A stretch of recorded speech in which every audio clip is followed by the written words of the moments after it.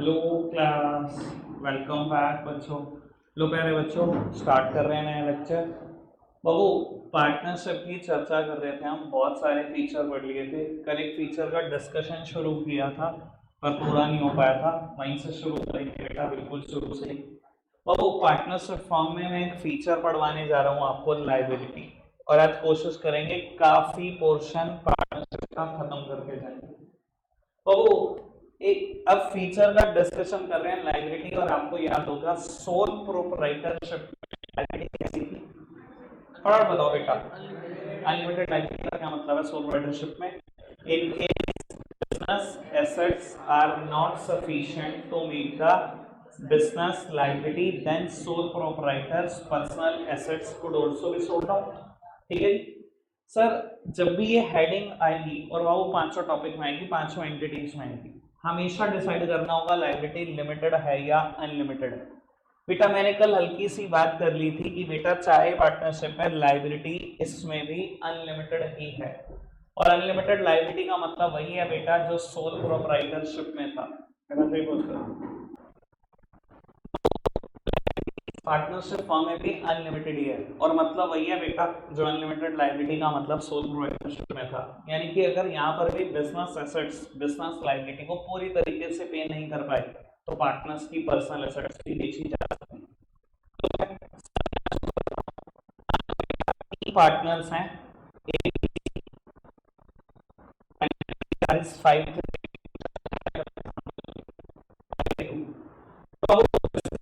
Assets डाली हुई हैं बेटा 25 लाख रुपए तीनों मिलाकर।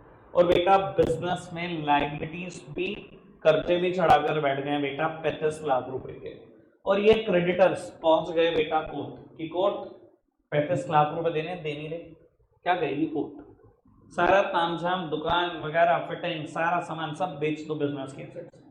बेटा सब कुछ तामझाम बेच कर बेटा 25 लाख रुपए रियलाइज हो गए, क्या करें उसका? बाबू कोर्ट क्या कहेगी? पार्टनर्स आपकी लायबिलिटी अनलिमिटेड है, आपकी पर्सनल एसेट्स बेची जा सकती हैं, और हम बेचेंगे, आउटसाइडर के पैसे पूरे करा कर देंगे। बाबू ए बी और सी की पर्सनल एसेट्स कुछ ऐसे ऐसे हैं। बाबू ए के पास ठीक ठाक अमाउंट की पर्सनल एसेट्स हैं 7 लाख रुपए, इसके पास भी ठीक ठाक अमाउंट है, और बाबू इसके पास भी ठीक ठाक अमाउंट है, सबके पास पर्सनल एसेट्स है। कोर्ट ने कहा लायबिलिटी के केस में ना, पार्टनरशिप में सिर्फ एक बात नहीं होती कि लायबिलिटी अनलिमिटेड है, दूसरी बात भी होती है बेटा, partners are jointly as well as severally liable. Partner jointly भी लायबल हैं और सेवरली भी लायबल हैं। सेवरली मतलब समझते हो? बताओ और से सेवरली का क्या मतलब होता है? इंडिविजुअली। पार्टनर्स खाली ज्वाइंटली लायबल नहीं है, पार्टनर इंडिविजुअली भी लायबल है। ठीक है जी। अब बाबू क्योंकि आप ज्वाइंटली लायबल हो, इसलिए इस बची हुई लायबिलिटी को ज्वाइंटली दोगे, मिलाकर दोगे। और मिलाकर कैसे दोगे? इक्वल दोगे बेटा, मिलाकर वैसे ही दोगे जैसे आपकी रेशियो। तो उन्होंने कहा आप ज्वाइंटली लायबल हो, मिलाकर लायबल हो, आपकी लायबिलिटी बाबू, यानी कि 10 लाख रुपीस को आप दोगे 5:3:2। ये क्या होती है बेटा? PSR, मतलब बोलो फटाफट से, प्रॉफिट शेयरिंग रेशो। बाबू profit sharing ratio loss sharing ratio, यही रेशो लॉस शेयरिंग रेशो भी तो है। तो अगर लॉस हुआ तो बांटना तो कैसे है बेटा? इसी रेशो में बांटना है। तो बाबू 10 लाख में से 5 लाख रुपए बैठेंगे ए के हिस्से के, 3 लाख रुपए बैठेंगे बी के हिस्से के, और 2 लाख रुपए बैठेंगे सी के हिस्से के। ये पैसा दे दिया, बड़े आसानी से उतर गया बेटा, क्योंकि पर्सनल एसेट तो रिड्यूस हो गई लेकिन आउटसाइडर का खर्चा निपट गया पूरी तरीके से। ये है अनलिमिटेड लायबिलिटी, और जब आप ज्वाइंटली लायबल हो। अब बेटा मुद्दा थोड़ा सा चेंज है। बाबू मान लो कहानी कुछ ऐसे है, कल मैंने यही समझाने की कोशिश की थी आखिरी में, कहानी कुछ ऐसे है बेटा। बाबू अब देखा जाए 3 लाख रुपए बी ने देने हैं, इसके पास 3 लाख रुपए की पर्सनल एसेट्स नहीं। बाबू 2 लाख रुपए इसने देने हैं 10 लाख में से, हैं इसके पास 2 लाख की पर्सनल एसेट्स नहीं। लेकिन कोर्ट ने कहा कि ये अगर टोटल किया जाए, ये कितना है? 10 लाख रुपए, और आउटसाइडर के कितने देने हैं? 10 लाख रुपए। कोर्ट ने कहा पहले आउटसाइडर को फ्री करो, 10 लाख रुपए दे दो, बिल्कुल फ्री कर दो आउटसाइडर को। इन्होंने कहा कि मैंने क्या गलती कर दी, मेरे तो हिस्से के 5 ही लाख रुपए थे, आपने मुझसे 7 लाख रुपए क्यों छीन लिए, मेरा घर बार सब बिकवा दिया, कोई पर्सनल एसेट नहीं छोड़ी। तो कोर्ट ने उसको एक बात समझाई कि पार्टनरशिप में पार्टनर सिर्फ ज्वाइंटली लायबल नहीं होते, you are individually liable too. आप अकेले अकेले भी लायबल हो इस पूरे 10-10 लाख रुपए के लिए। उसने कहा अच्छा है, पर कोर्ट ने उसको एक सहूलियत दी कि हम एक काम कर रहे हैं, तूने इसके हिस्से के भी 1 लाख रुपए दिए, इसको 3 लाख रुपए देते थे ना, तूने इसके हिस्से के 1 लाख रुपए दिए, इसको 2 लाख रुपए देते, 2/10 देना था इसको। बाबू इसके हिस्से के कितने दिए? इसके हिस्से के 1 लाख रुपए। तो बाबू इसने इसके हिस्से के भी 1 लाख रुपए दिए हैं, इसके हिस्से के भी 1 लाख रुपए दिए हैं, कौन क्या करेगी? इसके पास देगी, लेकिन हाथ वाले के ऊपर और सी के ऊपर एक बड़ा लेके 1 लाख रुपए का, जिस दिन ये कमाएंगे सबसे पहले तेरे पैसे उतारेंगे 1 लाख रुपए।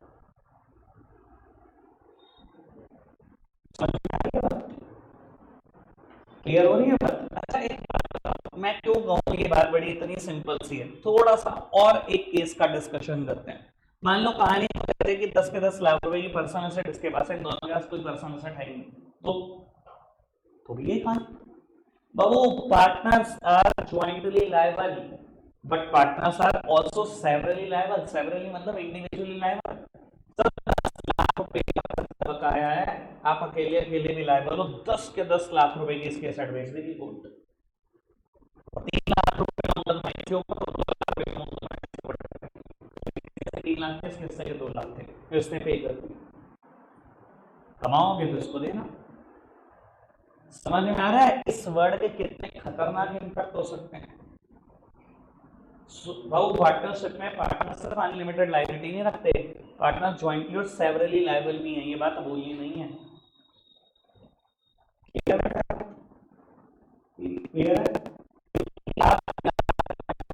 इसलिए पीएसआर पे कर दो बच्चे की लायबिलिटी। और बाबू अगर नहीं है बाबू आप इंडिविजुअली भी लायबल हो, तैयारी कर लो बेटा, एक ही आदमी की सारी एसेट्स भी बेच सकती है कोर्ट। क्लियर है बात? रीड करें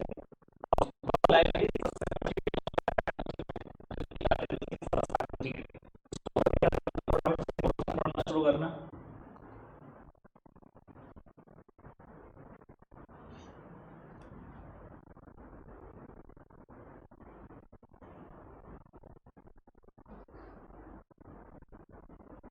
ये पढ़ो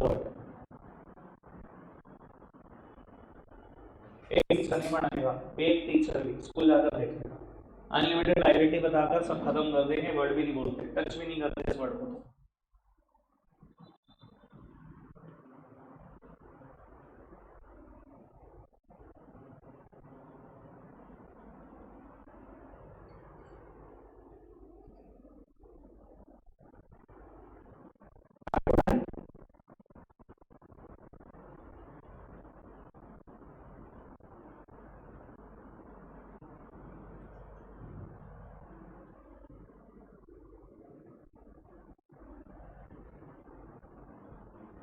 वो कहता है इंडिविजुअली हर पार्टनर रिस्पॉन्सिबल है उस डेट के लिए। मैंने आपको दिखाया एक कैसे 10 के 10 लाख रुपए की एसेट छीन ली, इंडिविजुअली लायबल हो, लेकिन लेकिन वो पार्टनर क्या कर सकता है, बाद में बचे हुए पार्टनर अमाउंट रिकवर कर सकता है जो कि उसने उसके हिस्से के लिए, यानी कि उसी कोर्ट ऑफ लॉ में मुकदमा डाल देगा, बी के ऊपर भी सी के ऊपर भी, तेरे हिस्से के 3 लाख दिए हैं, उसके हिस्से के 2 लाख दिए हैं, दोनों से लूंगा। क्या मैं क्लियर हूं इस बात को लेकर? पक्का से बाबू फॉर्मेशन पहला फीचर था, खत्म कर लिया था उसी दिन, आज लायबिलिटी रिस्क बेयरिंग उसी दिन, डिसीजन मेकिंग एंड कंट्रोल उसी दिन। अब मुद्दा उठता है कॉन्टिन्यूटी, बहुत ही कमाल मुद्दा है और आधे से ज्यादा बच्चे इसमें पहली बारी में फंस जाते हैं। मैं एक तरफ देखता हूँ पार्टनरशिप फॉर्म में मिनिमम नंबर ऑफ पार्टनर याद कराओ, मिनिमम 50 मिनिमम। अरे बोलो कम से कम पार्टनर कितने चाहिए बेटा? 2 और मैक्सिमम एट कैन बी 50। बीच की सारी लिमिट बोल जाओ, पास में क्या हुआ मैंने आपको कहा था, कंक्लूजन याद रख लेना। मिनिमम कितने चाहिए बेटा? 2, मैक्सिमम एट कैन बी 50। ठीक है याद है? इधर देखना बाबू ए बी सी तीन पार्टनर है, कोई भी प्रॉफिट शेयरिंग रेशियो तय हुई। यहाँ पे एक सेकंड पॉज करो, रौनक फोन दे दे फटाफट से। बाबू ए बी सी तीन पार्टनर है, मान लो बेटा प्रॉफिट शेयरिंग रेशियो डिसाइड हुई 3:1, पीएसआर डिसाइड हुई 3:1, ठीक है। बाबू जब हम सोल प्रोप्राइटरशिप पढ़ रहे थे ना, और वहां पर हम पढ़ रहे थे फीचर, तो बेटा वहां पर एक फीचर आता था लैक ऑफ बिजनेस कॉन्टिन्यूटी। याद है आपको एक फीचर आता था लैक ऑफ बिजनेस कॉन्टिन्यूटी, कि सोल प्रोप्राइटर तो अकेला इंसान है, डेथ हो सकती है, इंसॉल्वेंसी हो सकती है, फिजिकल एलिमेंट हो सकती है, इंसैनिटी हो सकती है, इंसैनिटी हो सकता है, इम्प्रिजनमेंट हो सकती है। अगर इनमें से कुछ भी हुआ ना, या तो बिजनेस के ऊपर डेट्रीमेंटल इंपैक्ट आएगा, मतलब खराब इम्पैक्ट, या बेटा बिजनेस बंद हो जाएगा। याद है आपको? चलो मैं पार्टनरशिप की बात करता हूँ। देखना, भगवान ना करे सी की डेथ हो जाए, और किसी भी पार्टनरशिप हमें अभी हमने डिसाइड करा मिनिमम 2 मैक्सिमम 50 मेंबर है। बाबू मान लो किसी कोई पार्टनरशिप हम चल रही है 50 पार्टनर के साथ, एक की डेथ होगी, बिजनेस बंद होगा क्या? नहीं।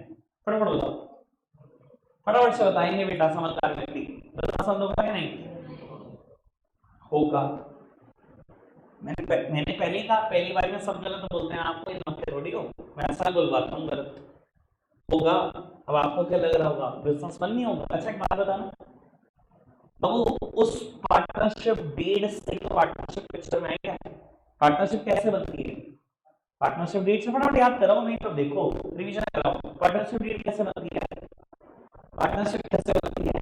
पार्टनरशिप डीड, पार्टनरशिप डीड में 50,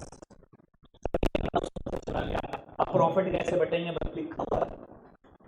फिर बताओगी कि नहीं होगी? होगी।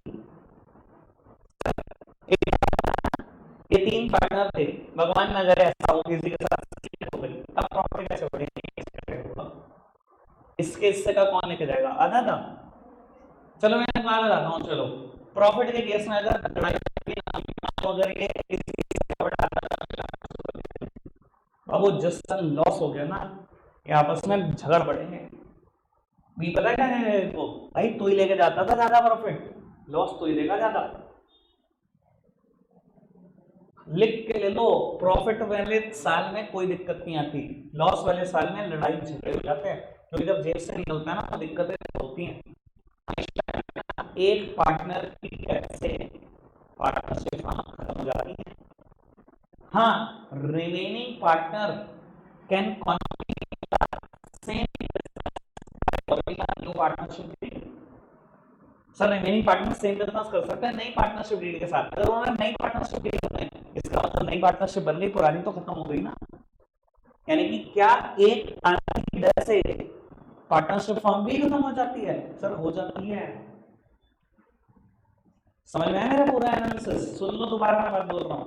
एबीसी तीन पार्टनर, सी की डेथ हो गई, अब ज्यादातर बच्चों का आंसर हो गया यार दो हैं तो पार्टनरशिप फॉर्म के लिए दो लोग रिक्वायर्ड होते हैं, तो चलती रहेगी पार्टनरशिप। सर नहीं चलेगी, क्योंकि मुझे पक्का पता है लॉस वाले साल में क्या होगा, और मैंने आपको समझा दिया कि क्या होगा। यही लड़ झगड़ बैठेंगे, कोर्ट तक पहुंच जाएंगे। तो अब ज्यादातर लोग बिजनेस कंटिन्यू नहीं करते पार्टनर की डेथ होने के बाद। हाँ,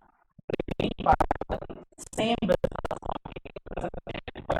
bye forming a new partnership deed, नई पार्टनरशिप डीड बनाना, बिजनेस का पेपर बी का नाम लिखा, उसकी प्रॉपर्टी रेशियो लिखी। तो अब अगर हमने नई पार्टनरशिप डीड बनाना, बिजनेस कंटिन्यू करेगा, उसका मतलब हो गए, यानी कि पुरानी पार्टनरशिप तो नहीं रही ना, यानी कि पार्टनर की डेथ से पुरानी पार्टनरशिप फॉर्म खत्म हो जाती है ना। इसमें है सर नहीं है, ज्यादातर लोगों का बराबर 50 हो गया सर बंद हो गई बात को लेकर। पक्का से क्लैरिटी आ गई आपको चीज की? पढ़ाया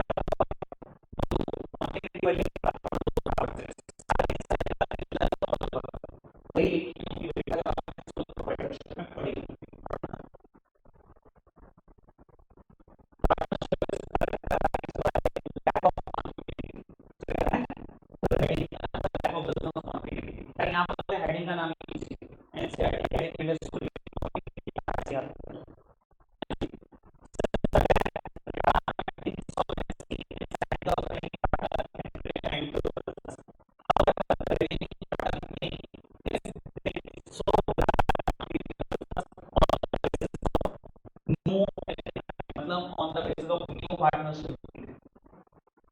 It is an agreement क्या है?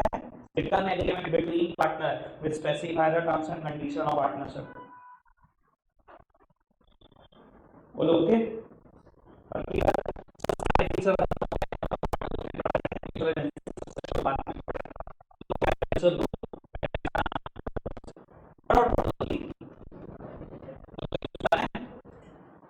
आंखें, सुंदर आंखें, मुझे क्या बताना, सारा मैटर कॉपी पेस्ट। हाँ जी सर, अब बहुत मजेदार बात करने जा रहा हूँ। सेकंड हेडिंग मैंने 2 मिनट के लिए छोड़ रखी है। थर्ड हेडिंग पढ़ना, क्या लिखी है? तो क्या लिखा है? मोर फंड्स। इधर देखो, सामने देखते रहो, क्योंकि मैं बहुत काम की बात करने जा रहा हूँ। लिमिटेशन में पढ़ना, लिमिटेशन की सेकंड हेडिंग क्या लिखी है? आ जाओ। तो एडवांटेज में बोलता है मोर फंड्स, इधर देखो पैसा बहुत है। लिमिटेशन में बोलता है लिमिटेड रिसोर्सेस, पैसा बिल्कुल नहीं है। ये तो कॉन्ट्राडिक्शन है यार, ये क्या बात कर रहे हो? एक तरफ कह रहा मोर फंड्स, पैसा बहुत है, एक तरफ कह रहा भाई लिमिटेड रिसोर्सेस, पैसा बिल्कुल नहीं है। मैं तो कह रहा हूं गलत है, काट दो। बस ये बताओ गलत कौन सी है, पैसा है कि नहीं है? अरे कोई कॉन्ट्राडिक्शन नहीं है, बस पढ़ने में ऐसा ही लगता है। A little knowledge is a very dangerous thing, ठीक है ना? हेडिंग पढ़ने में ऐसा ही लगता है कि कॉन्ट्राडिक्शन है। सुनो, तो वो एडवांटेज में लिखा है मोर फंड। अब मैं बताता हूँ, जब इसने एडवांटेज लिखी ना, तो कंपेयर कर दिया सोल प्रोप्राइटरशिप फर्म के साथ पार्टनरशिप को, और जब लिखी लिमिटेशन में लिमिटेड रिसोर्सेज, तो पार्टनरशिप फर्म को कंपेयर कर दिया विद कंपनी। अब समझाने के लिए बात बिल्कुल सीधी सी है भाई, more funds as compare to a sole proprietorship firm. Partnership के पास तो बहुत पैसे होते हैं, वे सोल प्रोप्राइटर तो एक आदमी, और पार्टनरशिप फर्म में हम 50 तक जा सकते हैं।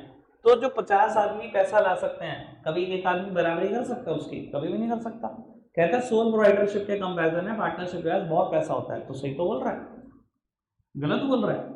लेकिन बेटा जब आती है बात लिमिटेशन पे, लिमिटेड रिसोर्सेज, तो बोलता है पैसा बिल्कुल नहीं है। क्यों? कंपनी के कंपैरिजन में नहीं है। याद है जब ये बात मैंने सोल प्रोप्राइटरशिप में पढ़ाई थी, लिमिटेड रिसोर्सेज, मैंने कहा था 4 जगह पे हेडिंग आएगी। सोल प्रोप्राइटरशिप में भी आएगी, पार्टनरशिप में भी आएगी, कोऑपरेटिव सोसाइटी में भी आएगी, एचयूएफ में भी आएगी, और हर जगह मैं शुरुआत किससे करूंगा? कंपेयर कर लो विद कंपनी। भाई कंपनी में maximum number of member unlimited हो सकते हैं, अनलिमिटेड। मैंने एक एग्जांपल दिया था बाबू, रिलायंस में 14 लाख लोग मेंबर हैं, 14 लाख।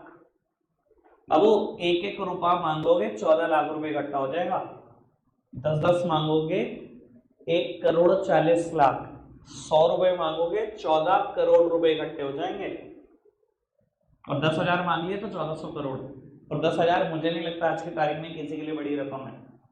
एक प्राइवेट नौकरी करने वाला आदमी भी 10,000 कमा रहा है, 1400 करोड़ इकट्ठे हो जाएंगे। सर एक पार्टनरशिप फर्म कभी भी मुकाबला कर पाएगी कंपनी का पैसों के सेंस में? सर 50 लोग जो पैसा ला सकते हैं, और जो 14 लाख लोग, मैं भी एग्जांपल दे रहा हूं, ला सकते हैं, बराबर हो सकता है क्या कभी? क्या बात कर रहे हो? बराबर हो सकता है। दूसरी बात, पार्टनरशिप फर्म को कितने बैंक लोन देने को तैयार है? भाई डर डर के लोन तो देते हैं, पर हेसिटेशन के साथ। क्यों? सर एक पार्टनर की डेथ से पार्टनरशिप फर्म बंद हो जाएगी, बाद में पैसा कौन देगा? दिक्कत तो ये है ना। तो भाई बैंक क्या कितना ट्रस्ट करेंगे? 5 करोड़ का, 7 करोड़ का, 10 करोड़ का।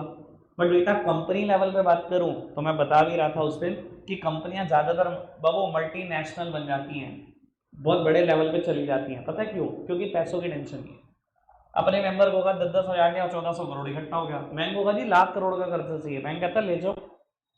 तो ये कंपनी मरती नहीं है बेटा, किसी इंसान के जाने से कंपनी नहीं मरती। मैं एक एग्जांपल के तौर पे बस बात बोल रहा हूँ। धीरू भाई अंबानी जी चले गए, रिलायंस मर गई?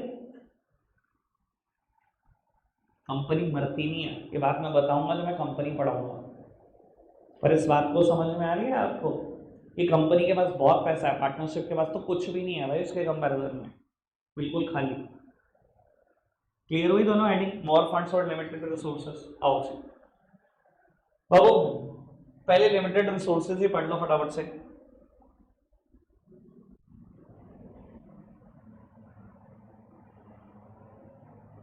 भाई सामने देखो प्लीज।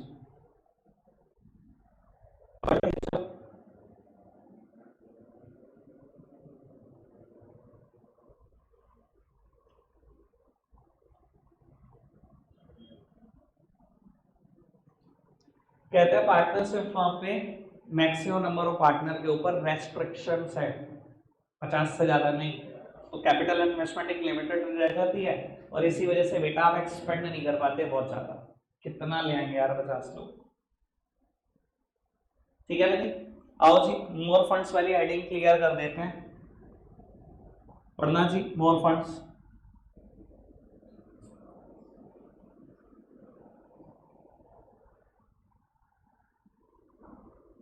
एज कंपेयर्ड टू, मैंने पहले ही बोल दिया था किससे कंपेरिजन कर रखा होगा इसका।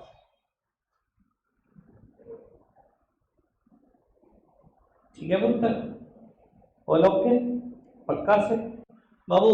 फोर्थ, अभी मैंने सेकंड मेरिट छोड़ी हुई है, अभी करा रहा हूँ बाबू। फोर्थ मेरिट का नाम पढ़ना शेयरिंग ऑफ रिस्क। ये बेटा रिस्क बियरिंग फीचर है, कट कॉपी पेस्ट सेम है, सारा मैटर सेम लिखना है, ठीक है ना। ठीक है, वहां पे भी तो यही बोला था, risk is shared among the number of partner in the profit sharing ratio. सब प्रॉफिट कमाओगे पीएसआर में बटेगा, लॉस कमाओगे तो भी तो शेयर ही होगा बेटा पीएसआर में। ठीक है, वहां भी जो बात बोली थी वही सेम बात है। रिस्क बियरिंग हेडिंग थी फीचर में, एक तो याद ही नहीं आता बेचारों को, उठ के आ जाते हैं ऐसे ही। ठीक है जी, आओ बाबू। मेरिट में पांचवी मेरिट सीक्रेसी। क्या हमने सोल प्रोप्राइटरशिप में भी मेरिट पढ़ी थी? इधर देखना, पढ़ी थी। वहां पे नाम क्या था? Confidentiality of information. मतलब तो यही था सीक्रेसी है, पर यहाँ हेडिंग का नाम ही सीक्रेसी है। बहुत अच्छी बात। इधर देखना, सोल प्रोप्राइटरशिप में क्या लिखा था कि सोल प्रोप्राइटर कभी अपने मुंह से ट्रेड सीक्रेट बताएगा नहीं। दूसरी बात, सर उसके ऊपर कोई लॉ भी नहीं लगता जो उसको कहता हो कि तो अकाउंट्स पब्लिश कर ना। वो अकाउंट्स पब्लिश करता तो कहाँ जाने वाले हैं उसके सीक्रेट? कहीं नहीं जाने वाले। और मैंने कंपनी की पूरी बैलेंस शीट सब कुछ दिखाना शुरू कर दिया था आपको कि कंपनी में कोई भी चीज सीक्रेट नहीं। सर क्या पार्टनरशिप फॉर्म में सीक्रेसी है? सर 100% सीक्रेसी है। क्यों? सर पार्टनरशिप के ऊपर जरूर एक कानून लगता है। कानून का नाम बताना, बोलो। Indian partnership act 19। पार्टनरशिप के ऊपर जरूर एक कानून लगता है, लेकिन बेटा उस कानून में कहीं नहीं लिखा हुआ कि पार्टनरशिप फर्म को अपने अकाउंट्स पब्लिश करने हैं। क्योंकि नहीं लिखा हुआ, कोई भी पार्टनरशिप फर्म अपने अकाउंट्स रिवील नहीं करती कहीं पर भी। जब कहीं दिखाती नहीं बेटा तो सीक्रेट कहाँ जाएंगे? कहीं नहीं जाएंगे, सीक्रेट सीक्रेट बने रहेंगे। बिल्कुल सीधी सी बात। सोल पार्टनरशिप पे तो कानून नहीं लगता, इस पे कानून लगता है। मैंने तो पूरा पढ़ रखा है, मेरे पे ट्रस्ट कर लो। कहीं लिखा ही नहीं हुआ भैया कि अकाउंट्स कहीं दिखाने। आप बताओ, कहीं पार्टनरशिप फर्म के आपने अकाउंट्स देखे वेबसाइट पर, न्यूज़पेपर्स में? कंपनी के तो मैंने आपको दिखा दी, जितनी मर्जी कंपनी के देख लो। समझ में आती है बात? सीक्रेसी क्यों रहती है? पढ़कर बताना फटाफट से 4 लाइन।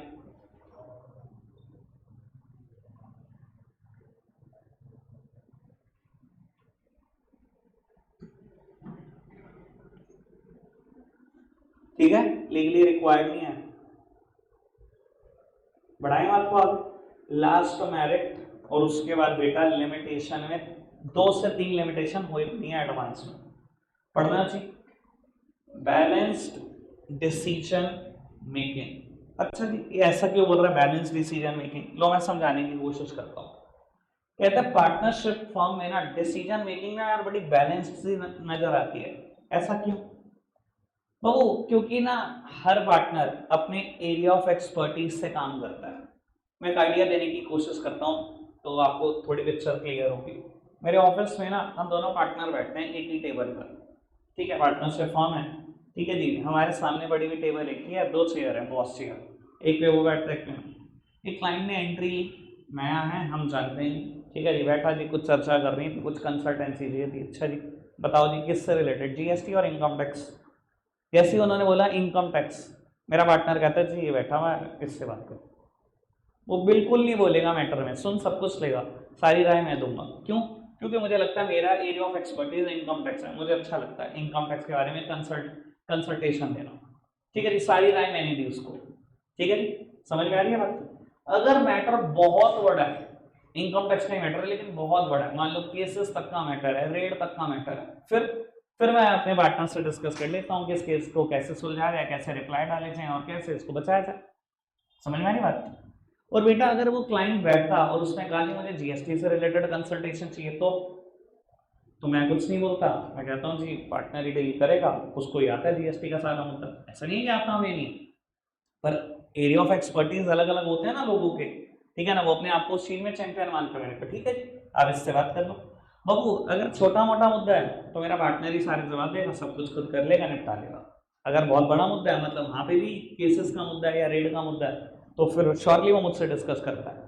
यानी कि आपको दिखाई दे रहा है पार्टनरशिप फॉर्म है, ठीक है, डिसीजन म्यूचुअल कंसेंट पर लिए जाते हैं, पर बेटा ज्यादातर केसेस में ये देखा गया कि आप अपने एरिया ऑफ एक्सपर्टीज से जजमेंट लेते हो, और इसी वजह से तो पार्टनरशिप बनाई गई है कि हर लोग के एरिया ऑफ एक्सपर्टीज अलग होते हैं। मैं कहता हूँ बेटा एक पार्टनरशिप हमें, एक और बिजनेस एग्जांपल देता हूँ अपना एग्जांपल छोड़कर। एक बिजनेस में ना बेटा 4 लोगों ने मिलकर पार्टनरशिप फॉर्म बना ली। बाबू ए कहता है कि मैं हैंडल करूंगा purchase and production, raw material मैं खरीदूंगा, प्रोडक्शन मैं करके दूंगा। बाबू बी ने कहा मैं सेल्स और मार्केटिंग में एक्सपर्ट हूँ, मैं वो देख लूंगा। सी ने कहा जी मैं फाइनेंस का एक्सपर्ट हूँ, मैं फाइनेंस अरेंज करके दूंगा। और डी ने कहा मैं अकाउंट्स बना लूंगा, मेरे को अकाउंट्स की सारी समझ है। सर एक्चुअली में यही होगा, आप पार्टनरशिप फर्म इसलिए बनाते हो क्योंकि लोगों का एरिया ऑफ एक्सपर्टीज अलग अलग है, सब मिल जाएंगे तो बेटा एक धंधा चल जाएगा। क्योंकि बिजनेस में एन नंबर ऑफ फंक्शन है जो मैनेज करने होते हैं, एक सोल प्रोवाइडर के लिए तो बहुत मुश्किल है ना मैनेज करना। पार्टनरशिप फर्म में अलग अलग लोगों को पार्टनर बनाने का मकसद ही यही होता है कि सबका एरिया ऑफ एक्सपर्टीज अलग आ रहा है, जिससे पार्टनरशिप फर्म को चलाने में थोड़ी सी आसानी होगी। तो बाबू इसलिए पार्टनरशिप फर्म के डिसीजन ना थोड़े से बैलेंस्ड लगते हैं। सोल प्रोवाइडरशिप से तो ज्यादा ही अच्छे मैनेज हो रहे होंगे, आप समझदार हो तो। क्लियर है बेटा बात? पक्का से आओ रीड कर देते हैं बेटा इसको, और सारी की सारी मेरिट्स भी खत्म, पढ़ना।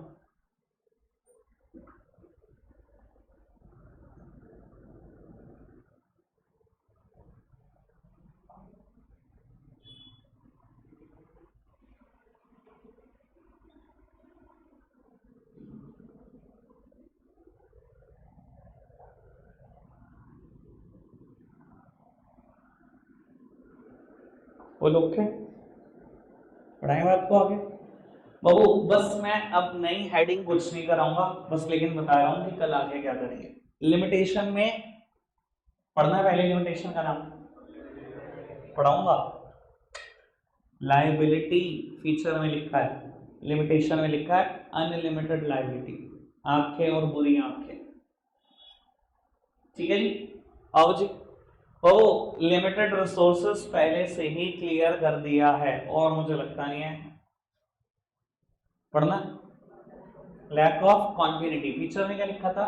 कॉन्टिन्यूटी, आंखें और बुरी आंखें। 3 बातें क्लियर है, 2 चीजों पे चर्चा करनी है, बस 2 लिमिटेशन पे चर्चा करनी है। लेकिन क्या पार्टनरशिप यहाँ खत्म हो जाती है? सो पार्टनरशिप खत्म हो गई थी, फीचर मतलब मीनिंग करते ही, फीचर करते ही एडवांटेज डिसएडवांटेज यहाँ खत्म ही होती है, यहाँ तो अभी शुरुआत है। Types of partner, types of partnership form, registration, partnership deal, अभी 4-5 टॉपिक और रहते हैं। ठीक है जी, तो पार्टनरशिप फॉर्म चलता रहेगा, कल भी टॉपिक 2 बातें लिमिटेशन से बात की आगे। पर बाबू कल से टॉपिक बहुत इंटरेस्टिंग होने वाला है, बहुत तगड़ा। ठीक है जी, देखेंगे बाकी कल, रखेंगे आज के लिए इतना ही प्यारे बच्चों, बाय बाय।